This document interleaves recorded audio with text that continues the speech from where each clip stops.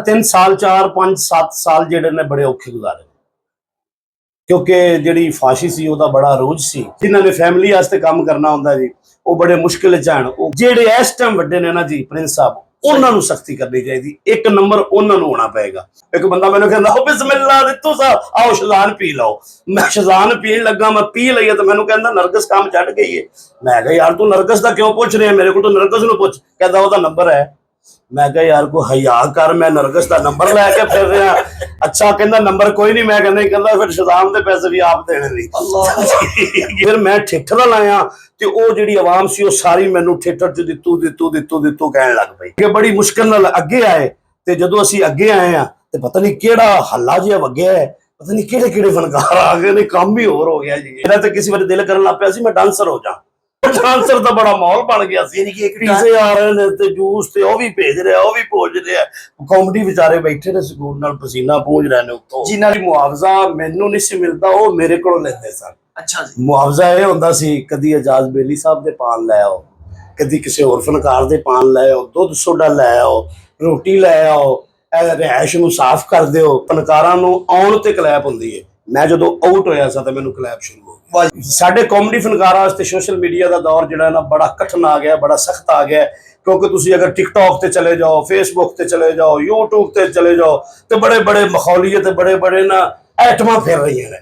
आइटमां दे विच तुसीं अपने आप नूं मनवाना है, बड़ा मुश्किल काम है, बड़ा कठिन काम है जी। ने उस फनकार की फोटो घर लाई है, जेब च रखी है, यानी दीवाने ने ओहदे, लेकिन ओहदी फोटो थल्ले आ गई है। कुड़ियां दी फोटो, डांस दी, कुड़ियां दी नहीं, कुड़ियां दी साडी कुलीग ने डांस दी फोटो उत्ते आ गई।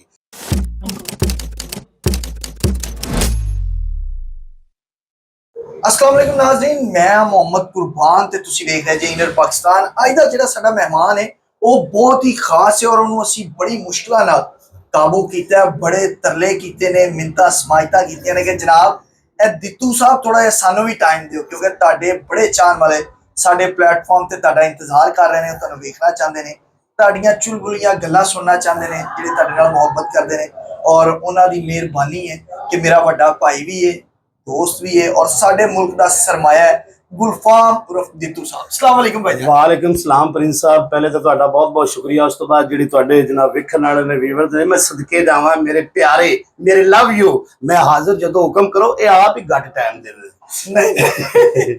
कैसे गुजर रहे ने गुलफाम भाई शबो रोज जिंदगी दे? सर 3 साल 4 5 7 साल जिहड़े ने बड़े औखे गुजारे क्योंकि जिहड़ी फाशी सी ओहदा बड़ा रोज सी। सही है। ते ਉਹਦੇ ਵਿੱਚ ਜਿਹੜਾ ਹੈ ਸਾਡੇ ਵਰਗੇ ਫਨਕਾਰ ਵਿਚਾਰੇ ਜਿਨ੍ਹਾਂ ਨੇ असली फनकार, जिन्हां ने फैमिली वास्ते काम करना ਹੁੰਦਾ जी, ਉਹ बड़े मुश्किल च आण। ਉਹ ਕੋਈ ਬਾਹਰ ਆਊਟਡੋਰ ਇੱਧਰ ਉੱਧਰ ਕੱਢੇ ਨੇ ਜੀ, लेकिन ਹੁਣ माशाअल्लाह काफी बेहतर हो गया काम ਤੇ ਸਾਡੀ ਵੀ ਵਾਪਸੀ हो गई। ਤੇ ਕਿੰਨੇ ਪੁਰ ਉਮੀਦ ਜੇ ਕਿ ਇਹ ਫੈਮਿਲੀ ਡਰਾਮੇ ਵਾਲਾ ਸਿਲਸਿਲਾ ਇਵੇਂ ਹੁਣ ਜਾਰੀ ਰਹੇਗਾ ਜਾਂ ਕੁਝ ਅਰਸੇ ਲਈ ਆਏਗਾ ਤੇ ਫਿਰ ਕੰਮ ਚੱਲ ਉਸੇ ਤਰ੍ਹਾਂ? असल जी हले तक तुसी कथा कलामी माफ तुसी बड़े अरूज ते ज़वाल वेखे इस फील्ड दे। अल्हम्दुलिल्लाह मैं तुसी अपनी बरीक बीनियां नाल जेहड़ियां ना वो चीज़ां नु समझदे जी।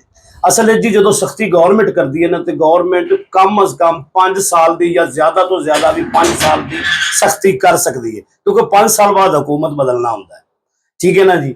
मैं ये चाहना कि ये सख्ती जी स्टेज के वड्डे ने ना इस टाइम, चलो जेडे टोटल वड्डे ने पहले सन वो तो सानू चलो नहीं आ रहे या वो छड्ड गए ना या जो भी होया, जेडे इस टाइम वड्डे ने ना जी प्रिंस साहब उन्हां नू सख्ती करनी चाहिए। एक नंबर उन्हां नू होना पएगा। अगर वो एक नंबर हो जाणगे ते अल्लाह दी रहमत नाल जेडे ड्रामे तुसी असीं वेंदे आए हैं, असीं इहनू वेख के जिन्नू अपनाया सी अपने अंदर, वो ड्रामे फिर दोबारा आ जाणगे। गुलफाम भाई तुहाडा दिल दुखदा सी, तकलीफ हुंदी सी कि अलहमरा वर्गे प्लेटफॉर्म च जेडे फनकार परफॉर्म करते रहे और वो कमर्शियल थिएटरां दी भी डिमांड सी तुहाडे वर्गे, लेकिन अचानक जेड़ा वो हला मच गई सारो जेडे फनकार सन उन्हां दे फैन बड़े मजेदार सन, खिदमत गुजार सन, खिदमत करते सन। ते जेड़ा अगों 5 साल असीं गुजारे ने ओहदे च फैन केड़े सन? एक बंदा मैनू कहंदा हो बिस्मिल्लाह रितू साहब आओ शज़ान पी लो। मैं शज़ान पीण लगा, मैं पी लईए तो मैनू कहंदा नरगस काम छड्ड गई है। मैं कहा यार तू नरगस दा क्यों पुछ रहा, मेरे को तो नरगस नूं पुछ। कहंदा ओहदा नंबर है। मैं कहा यार को हया कर, मैं नरगस का नंबर लैके फिर रहा। अच्छा कहना नंबर कोई नहीं। मैं कहना फिर शज़ाम के पैसे भी आप देने नहीं। ना असल जिहो जिहा तुसीं काम विखाओगे तुहाडे वेखण वाले तुहाडे फैन भी उस तरह के होणगे। पहले जिहड़े फनकार सन उन्हां दी वड्डी वड्डी दुनिया फैन सी, सुजदी वाले पढ़े लिखे, यानी कि वड्डे वड्डे ग्रेडां वाले लोग उन्हां दे जिहड़े सन फैन सन। ठीक है ना, जैसा काम करोगे वैसी पब्लिक मिलेगी। ਦਿੱਤੂ ਜਦੋਂ ਸ਼ੋਬਿਜ਼ ਦੀ ਦੁਨੀਆ ਵਿੱਚ ਆਇਆ हाँ जी। ਤੇ ਇਹਨੂੰ ਵੀ ਮੁਸ਼ਕਲਾਂ ਦਾ ਸਾਹਮਣਾ ਕਰਨਾ ਪਿਆ ਕਾਫੀ ਜ਼ਿਆਦਾ, ਜਾਂ ਫਿਰ ਪੱਕੀ ਪਕਾਈ ਖੀਰ ਲੱਭ ਗਈ ਤੇ ਆ ਕੇ ਬੈਠ ਗਏ? नहीं असल है जी, मैं स्ट्रगल तो बड़ी देर दी कर रहा जी, लेकिन ये जो दित्तू किरदार है ना, ये जी उदों केसट जी चलती हुई सी ना, ओदा आखिरी बिल्कुल आखिरी दौर चलता पिया सी, यानी आखिरी केसटां आ रही सन। सही है। सीडी तो पहले सही है, टेपां चल टेपां आ रही।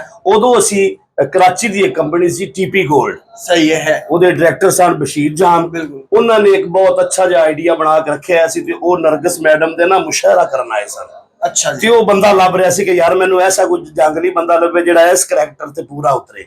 ਉਹਨੇ ਫਿਰ ਜੀ ਮੈਨੂੰ ਵੇਖਿਆ, ਉਹ ਫਿਰ ਉਹਨੇ ਰਿਕਾਰਡ ਕੀਤਾ, ਕਿਸ਼ਤਾਂ ਤੇ ਵੀ ਆਇਆ, ਸੀਡੀ ਤੇ ਵੀ ਆਇਆ, ਯਾਨੀ ਕਿ ਉਹ ਲੋਕਾਂ ਨੇ ਬੜਾ ਹੀ ਪਸੰਦ ਕੀਤਾ। ਇੱਕ ਇੱਕ ਫਿਕਰਾ ਵੀ ਅੱਜ ਤੱਕ ਆਵਾਮ ਨੂੰ ਉਹ ਯਾਦ ਹੈ, ਠੀਕ ਹੈ ਜੀ। ਲੇਕਿਨ ਜਦੋਂ ਫਿਰ ਮੈਂ ਥੀਏਟਰ ਵੱਲ ਆਇਆ ਤੇ ਉਹ ਜਿਹੜੀ ਆਵਾਮ ਸੀ ਉਹ ਸਾਰੀ ਮੈਨੂੰ ਥੀਏਟਰ 'ਚ ਦਿੱਤੂ ਦਿੱਤੂ ਦਿੱਤੂ ਦਿੱਤੂ ਕਹਿਣ ਲੱਗ ਪਈ, ਠੀਕ ਹੈ ਜੀ। ਅਸਲ ਦੇ ਵਿੱਚ ਜ਼ਿਆਦਾ ਸਟਰਗਲ ਮੈਨੂੰ ਇੱਧਰ ਕਰਨੀ ਪਈ ਸਟੇਜ ਤੇ। सही है। ਸਟੇਜ ਤੇ ਕਿਉਂਕਿ ਇੱਥੇ ਪ੍ਰੋਫੈਸ਼ਨਲ ਫਨਕਾਰ ਸਨ, ਸੁਜਦੀ ਵਾਲੇ ਫਨਕਾਰ ਸਨ, सही है। ਠੀਕ ਹੈ ਨਾ ਜੀ। ਤੇ ਉਹਨਾਂ ਦੇ ਵਿੱਚ ਕੰਮ ਕਰਨਾ ਜਾਂ ਉਹਨਾਂ ਦੇ ਸਾਹਮਣੇ ਨਜ਼ਰ ਆਣਾ ਬੜੀ ਵੱਡੀ ਗੱਲ ਸੀ। ਤੁਹਾਡੇ ਸਾਹਮਣੇ ਹੀ ਸਾਰੀਆਂ ਚੀਜ਼ਾਂ, ਇਸੇ ਤਰ੍ਹਾਂ ਠੀਕ ਹੈ, ਬੜੀ ਮੁਸ਼ਕਲ ਨਾਲ ਅੱਗੇ ਆਏ। ਤੇ ਜਦੋਂ ਅਸੀਂ ਅੱਗੇ ਆਏ ਆ ਤੇ ਪਤਾ ਨਹੀਂ ਕਿਹੜਾ ਹੱਲਾ ਜਿਹਾ ਵਗਿਆ ਹੈ, ਪਤਾ ਨਹੀਂ ਕਿਹੜੇ ਕਿਹੜੇ ਫਨਕਾਰ ਆ ਗਏ ਨੇ, ਕੰਮ ਹੀ ਹੋਰ ਹੋ ਗਿਆ। ਯਕੀਨ ਕਰੋ, ਮੇਰਾ ਤਾਂ ਕਿਸੇ ਵਾਰ ਦਿਲ ਕਰਨ ਲੱਗ ਪਿਆ ਸੀ ਮੈਂ ਡਾਂਸਰ ਹੋ ਜਾ। ਡਾਂਸਰ ਦਾ ਬੜਾ ਮਾਹੌਲ ਬਣ ਗਿਆ ਸੀ, ਯਾਨੀ ਕਿ ਇੱਕ ਪੀਜ਼ੇ ਆ ਰਹੇ ਨੇ ਤੇ ਜੂਸ ਤੇ ਉਹ ਵੀ ਭੇਜ ਰਿਹਾ, ਉਹ ਵੀ ਭੋਜ ਰਿਹਾ। ਕਾਮੇਡੀ ਵਿਚਾਰੇ ਬੈਠੇ ਨੇ ਸਕੂਨ ਨਾਲ ਪਸੀਨਾ ਪੂੰਝ ਰਹੇ ਨੇ ਉੱਤੋਂ। ਜਿਨ੍ਹਾਂ ਨੇ 1.5 ਘੰਟੇ ਦਾ ਡਰਾਮਾ ਕਰਨਾ ਹੈ ਉਹ ਬੈਠੇ ਨੇ ਵਿਚਾਰੇ ਮਾਸੂਮ ਬਣ ਕੇ, ਤੇ ਜਿਨ੍ਹਾਂ ਨੇ 5-5 ਮਿੰਟ ਦੇ ਗਾਣੇ ਕਰਨੇ ਨੇ ਉਹ ਬੱਲੇ ਬੱਲੇ ਹੋਈ। ਯਾਨੀ ਕਿ ਜਿਹੜੀ ਪਲੇਟ ਸਾਲਣ ਦੀ ਹੈ ਉਹ ਰੁੜ ਗਈ ਹੈ ਤੇ ਗਰੇਬੀ ਨਾਲ ਗੁਜ਼ਾਰਾ ਹੋ ਰਿਹਾ, ਇਹ ਉਹ ਹਿਸਾਬ ਹੋ ਗਿਆ। ਇਹ ਗੁਲਫਾਮ ਭਾਈ ਕਿੰਨੇ ਅਰਸੇ ਤੋਂ ਸ਼ੋਬਿਜ਼ ਨਾਲ ਮੁਸਲਸਲ ਵਾਬਸਤਾ ਜੀ? 25-30 ਸਾਲ ਤੇ ਹੋ ਹੀ ਗਏ ਹੋਣਗੇ ਸਰ। ਪਹਿਲਾ ਡਰਾਮਾ ਕਿੱਥੇ ਕੀਤਾ ਤੇ ਉਹਦਾ ਮੁਆਵਜ਼ਾ ਕਿੰਨਾ ਮਿਲਿਆ? ਕਿਉਂਕਿ ਬੜੇ ਲੋਕ ਜਿਹੜੇ ਨੇ ਉਹ ਇਹ ਸਮਝਦੇ ਨੇ ਕਿ ਕੋਈ ਫਨਕਾਰ ਜਦੋਂ ਆਉਂਦਾ ਹੈ ਨਾ ਤੇ ਉਹ ਅੱਛਾ ਮੁਆਵਜ਼ਾ ਲੈ ਰਿਹਾ ਹੁੰਦਾ ਹੈ, ਤੇ ਸ਼ਾਇਦ ਇਹ ਇਸੇ ਤਰ੍ਹਾਂ ਹੀ ਆ ਰਿਹਾ। ਉਹਨੇ ਯਾਨੀ ਕਿ ਐਂਟਰੀ ਪਾ ਦਿੱਤੀ ਤੇ ਲੱਭਣੇ ਸ਼ੁਰੂ ਹੋ ਗਏ ਨੇ। ਇਹ ਨਹੀਂ ਵੇਖਦੇ ਕਿ ਉਹਦੇ ਪਿੱਛੇ ਉਹਦੀਆਂ ਪੈਰਾਂ ਦੀਆਂ ਤਲੀਆਂ ਥੱਲੇ ਕਿੰਨੇ ਛਾਲੇ ਬਣੇ ਨੇ ਸਟਰਗਲ ਕਰਦਿਆਂ ਕਰ। ਅਸਲ 'ਚ ਪਹਿਲੇ ਤੇ ਮੈਂ ਪਿੰਡ 'ਚ ਰਹਿਣਾ ਸਾਂ, ਜਦੋਂ ਜਰਾਂ ਵਾਲੇ ਸ਼ਹਿਰ 'ਚ ਆਇਆ ਤਾਂ ਉੱਥੇ ਡਰਾਮਾ ਲੱਗਾ ਹੋਇਆ ਸੀ। ਨਾਸਰ ਚਨੋਟੀ ਸਾਹਿਬ ਸਨ, ਸਾਜਨ ਅਬਾਸ ਸਾਹਿਬ ਸਨ, ਠੀਕ ਹੈ ਜੀ, ਅਕਮਲ ਰਾਈ ਸਾਹਿਬ ਸਨ, ਅਫਜ਼ਲ ਬੋਬੀ ਸਾਹਿਬ ਸਨ, ਅੱਲਾ ਜੰਨਤ ਤੇ ਆਲਾ ਮੁਕਾਮ ਅਤਾ ਫਰਮਾਵੇ। ਹੋਰ ਇਹੋ ਜਿਹੇ ਕਾਫੀ ਸਾਰੇ ਫਨਕਾਰ ਸਨ ਜੀ। ਅਕਮਲ ਰਾਈ ਸਾਹਿਬ ਵੀ ਸਨ। ਅਕਮਲ ਰਾਈ ਸਾਹਿਬ ਨੇ ਉਹ ਡਰਾਮਾ ਛੱਡਣਾ ਸੀ ਤੇ ਉਹਨਾਂ ਦੇ ਰੋਲ ਵਾਸਤੇ ਮੈਂ ਉਹਨਾਂ ਨੂੰ ਕਿਹਾ ਕਿ ਜੀ ਮੈਂ ਵੀ ਫਨਕਾਰ ਹਾਂ। ਫਿਰ ਉਹਨਾਂ ਨੇ ਮੈਨੂੰ ਉਹਦੇ ਵਿੱਚੋਂ ਰੱਖਿਆ।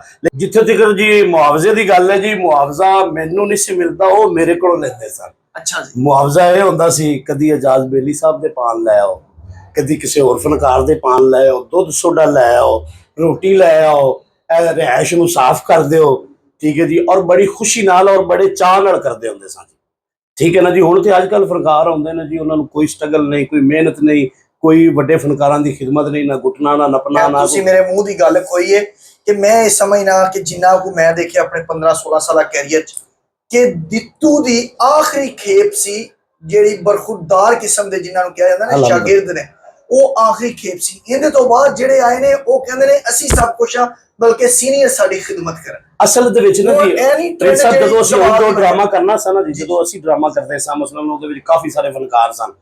ਉਹਨਾਂ ਦੀਆਂ ਗੱਲਾਂ ਨਾ ਜੀ ਲਾਹੌਰ ਆਉਂਦੀਆਂ ਹੁੰਦੀਆਂ ਸਨ, ਕਿਉਂਕਿ ਲਾਹੌਰ ਬੜਾ ਸਾਫ਼ ਔਰ ਸੁਥਰਾ ਕੰਮ ਹੁੰਦਾ ਸੀ। ਤੇ ਉਹ ਜਿਹੜੇ ਲਾਸਟ ਫਨਕਾਰ ਲਾਹੌਰ ਦਾ ਹੁੰਦਾ ਸੀ ਨਾ ਜੀ, ਉਹ ਗੱਲਾਂ ਉਹ ਕਰਦਾ ਹੁੰਦਾ ਸੀ, ਠੀਕ ਹੈ ਜੀ। ਹੁਣ ਅਸੀਂ ਤੇ ਆ ਗਏ ਇੱਥੇ, ਉਹ ਜਿਹੜੇ ਲਾਸਟ ਦੇ ਅਸੀਂ ਆ ਨਾ ਜੀ, ਸਾਨੂੰ ਹੁਣ ਬਾਹਰੋਂ ਕੱਖ ਨਹੀਂ ਲੱਭਦਾ। ਬਾਹਰੋਂ ਹੁਣ ਨਾ ਤੇ ਗੱਲਾਂ ਆ ਰਹੀਆਂ ਨੇ, ਬਸ ਫਨਕਾਰ ਹੀ ਆ ਰਹੇ ਨੇ। ਉਹ ਡਾਇਰੈਕਟ ਸਿੱਧਾ ਆ ਕੇ ਆਪਣਾ ਸੋਹਣਾ ਮਾਹੌਲ ਹੈ ਉਹਨਾਂ ਦਾ, ਜੋ ਦਿਲ 'ਚ ਆਉਂਦਾ ਹੈ ਉਹ ਕਹਿ ਜਾਂਦੇ ਨੇ।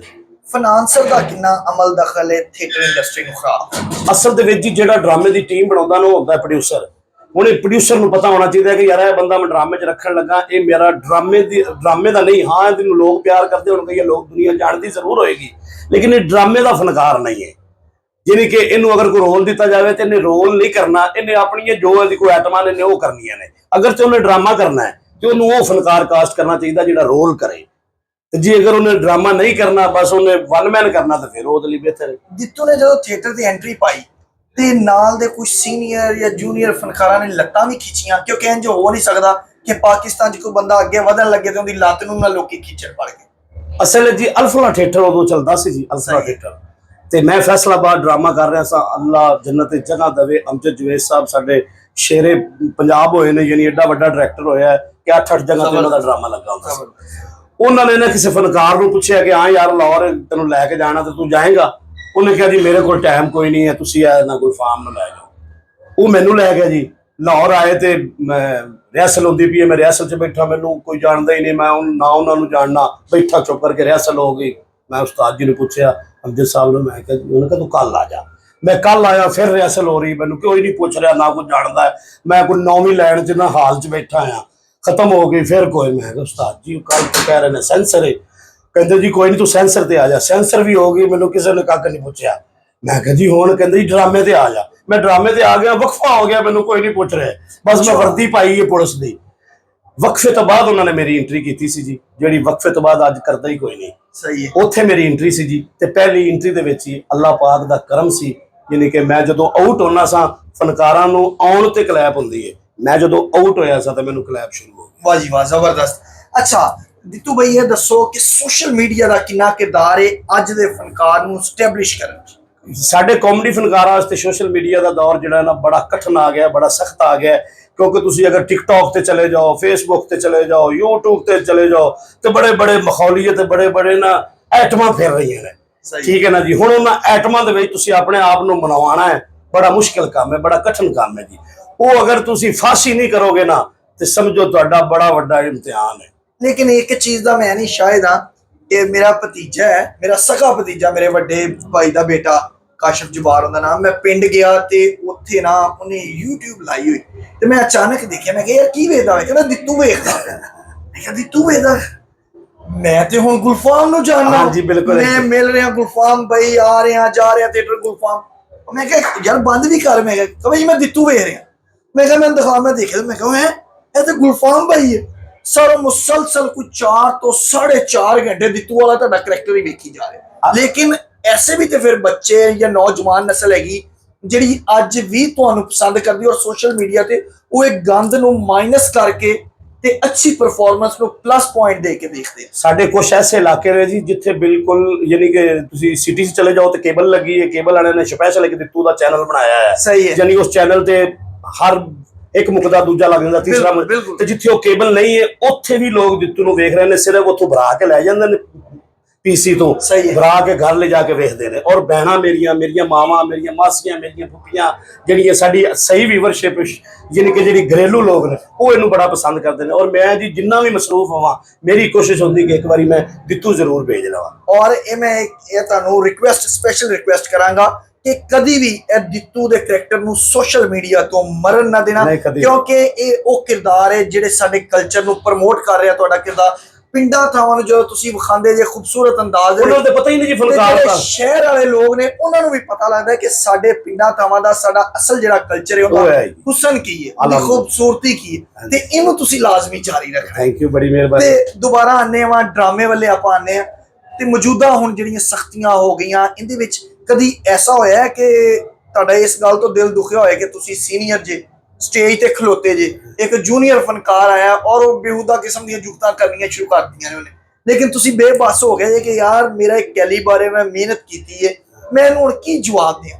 ਉੱਥੇ ਤੁਹਾਡਾ ਕੀ ਰਿਐਕਸ਼ਨ? ਹਮੇਸ਼ਾ ਪਰੇਸ਼ਾਨ ਹੋਈਦਾ ਜੀ, ਲੇਕਿਨ ਜਦੋਂ ਵੇਖੀਦਾ ਨਾ ਕਿ ਯਾਰ ਪਬਲਿਕ ਤੇ ਉਹਦੀ ਗੱਲ ਤੇ ਹੱਸ ਰਹੀ ਹੈ, ਹਾਲਾਂਕਿ ਉਹ ਫਾਸ਼ੀ ਵਾਲੀ ਗੱਲ ਹੈ, ਗੰਦੀ ਗੱਲ ਹੈ, ਠੀਕ ਹੈ ਨਾ ਜੀ, ਤੇ ਉਹਨੂੰ ਕਲੈਪ ਹੋ ਰਹੀ ਹੁੰਦੀ ਹੈ। ਔਰ ਜਦੋਂ ਅਸੀਂ ਸੋਚ ਰਹੇ ਹੁੰਦੇ ਹਾਂ ਕਿ ਹੁਣ ਮੈਂ ਅਗਰ ਇਹਨੂੰ ਇਹਦੀ ਗੱਲ ਦਾ ਇੰਜ ਦਾ ਜਵਾਬ ਦਿਆਂਗਾ ਤੇ ਮੇਰੇ ਤੇ ਉਹਦੇ 'ਚ ਫਰਕ ਨਹੀਂ ਰਹੇਗਾ, ਜਾਂ ਤੇ ਅਕਸਰ ਚੁੱਪ ਕਰ ਜਾਈਦਾ ਹੈ ਤੇ ਜਾਂ ਫਿਰ ਕੋਈ ਨਾ ਕੋਈ ਗੱਲ ਕਰ ਦੇਈਦੀ ਹੈ ਜਿਹਦੇ ਨਾਲ ਚਲੋ ਕੋਈ ਮਾੜੀ ਮੋਟੀ ਅੱਜ ਅਸੀਂ ਜ਼ਿੰਦਾ ਵਾਂ। ਅਗਰ ਅਸੀਂ ਉਹਨਾਂ ਦਾ ਜਵਾਬ ਨਾ ਦਿੰਦੇ ਜਾਂ ਉਹਨਾਂ ਨਾਲ ਖਲੋ ਕੇ ਕੰਮ ਨਾ ਕਰ ਪਾਉਂਦੇ ਜੀ, ਤੇ ਫਿਰ ਅੱਜ ਕਾਫੀ ਦੂਰ ਅਸੀਂ ਨਿਕਲ ਗਏ ਹੁੰਦੇ।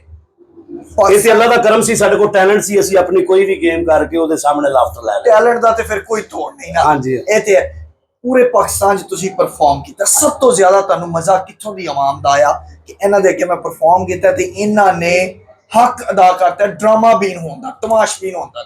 ਨਹੀਂ ਸਰ, ਡਰਾਮਾ ਹਮੇਸ਼ਾ ਤੁਸੀਂ ਪੂਰੀ ਦੁਨੀਆ ਵੀ ਫਿਰ ਲਵੋ ਜੀ, ਅੱਜ ਦੇ ਦੌਰ 'ਚ ਡਰਾਮਾ ਹੁਣ ਸਿਰਫ ਔਰ ਸਿਰਫ ਲਾਹੌਰ ਹੀ ਹੁੰਦਾ ਹੈ। ਠੀਕ ਹੈ ਜੀ, ਬਾਕੀ ਇੱਧਰ ਉੱਧਰ ਤੁਹਾਨੂੰ ਪਤਾ ਜ਼ਿਆਦਾ ਡਾਂਸ ਤੇ ਮਾਹੌਲ ਹੈ, ਫੋਕਸ ਕੀਤਾ। ਹਾਂਜੀ, ਡਾਂਸ ਨੂੰ ਜ਼ਿਆਦਾ ਫੋਕਸ ਕੀਤਾ ਜਾਂਦਾ ਹੈ। ਕੁੜੀਆਂ ਦੀਆਂ ਜਿਹੜੀਆਂ ਲੇਡੀਜ਼ ਦੀ ਫੋਟੋ ਵੱਡੀ ਹੋ ਗਈ ਹੈ, ਫਨਕਾਰ ਵਿਚਾਰਾ ਥੱਲੇ ਆ ਗਿਆ, ਬੜਾ ਵੱਡਾ ਫਨਕਾਰ ਹੈ। 1.5 ਘੰਟੇ ਦਾ ਫਨਕਾਰ ਜਿਹੜਾ ਉਹ ਥੱਲੇ ਆ ਗਿਆ ਤੇ 5 ਮਿੰਟ ਦੀ ਜਾਂ 3 ਮਿੰਟ ਦੇ ਗਾਣੇ ਵਾਲੀ ਫਨਕਾਰਾਂ ਦੀ ਵੱਡੀ ਦੁਨੀਆ ਨੇ ਉਸ ਫਨਕਾਰ ਦੀ ਫੋਟੋ ਘਰ ਲਾਈ ਹੈ, ਜੇਬ 'ਚ ਰੱਖੀ ਹੈ, ਯਾਨੀ ਉਹ دیਵਾਨੇ ਨੇ ਉਹਦੇ, ਲੇਕਿਨ ਉਹਦੀ ਫੋਟੋ ਥੱਲੇ ਆ ਗਈ ਹੈ। ਤੇ ਕੁੜੀਆਂ ਦੀ ਫੋਟੋ, ਡਾਂਸ ਦੀ, ਕੁੜੀਆਂ ਦੀ ਨਹੀਂ, ਕੁੜੀਆਂ ਦੀ ਸਾਡੀ ਕੁਲੀਗ ਨੇ ਡਾਂਸ ਦੀ ਫੋਟੋ ਉੱਤੇ ਆ ਗਈ। ਤੇ ਮੈਂ ਇਹ ਨਹੀਂ ਚਾਹਦਾ ਕਿ ਡਾਂਸ ਦੀ ਫੋਟੋ ਉੱਤੇ ਰਵੇ। ਮੈਂ ਕਹਿੰਦਾ ਫਨਕਾਰ ਕਾਮੇਡੀਅਨ ਦੀ ਫੋਟੋ। ਆਖਰ ਤੇ ਕੀ ਪੈਗਾਮ ਦਿਓਗੇ ਆਪਣੇ ਚਾਹਣ? ਮੈਂ ਇਹ ਪੈਗਾਮ ਦਿਆਂਗਾ ਉਹਨਾਂ ਫਨਕਾਰਾਂ ਨੂੰ ਜਿਹੜੇ ਫਨਕਾਰ ਬਣਨਾ ਚਾਹੁੰਦੇ ਨੇ, ਉਹਨਾਂ ਨੂੰ ਮੈਂ ਇਹ ਕਹਾਂਗਾ ਕਿ ਹਰ ਫਨਕਾਰ ਦੀ ਆਪਣੀ ਇੱਕ ਖੁਸ਼ਬੂ ਹੁੰਦੀ ਹੈ ਤੇ ਆਪਣੀ ਖੁਸ਼ਬੂ ਜ਼ਰੂਰ ਲੈ ਕੇ ਆਉਣਾ। ਇਹ ਨਾ ਹੋਵੇ ਨਾਲ ਦੀ ਖੁਸ਼ਬੂ ਚ ਰਲ ਜਾਵੋ, ਨਾ ਉਹਦਾ ਪਤਾ ਲੱਗੇ ਨਾ ਤੁਹਾਡਾ। ਐਹਸਾਨ ਜੀ, ਸਾਡੇ ਦਿੱਤੂ ਸਾਹਿਬ, ਗੁਲਫਾਮ ਸਾਹਿਬ, ਬਹੁਤ ਸ਼ੁਕਰੀਆ, ਤੁਹਾਡੀ ਐਂਟਰੀ ਆ ਗਈ ਸਰ, ਬੜੀ ਮਿਹਰਬਾਨੀ। ਜਜ਼ਾਕ ਅੱਲਾ। ਇਨਸ਼ਾਅੱਲਾ ਅੱਗੇ ਫਿਰ ਤੁਹਾਡਾ ਇੱਕ ਇੰਟਰਵਿਊ ਕਰਾਂਗੇ, ਲੰਬਾ ਇੰਟਰਵਿਊ ਕਰਾਂਗੇ। ਤੁਸੀਂ ਸਰ ਆਪਣੀ ਐਂਟਰੀ ਕਰੋ। ਬਹੁਤ ਸ਼ੁਕਰੀਆ ਨਾਜ਼ਰੀਨ, ਅੱਲਾਹ ਹਾਫ਼ਿਜ਼।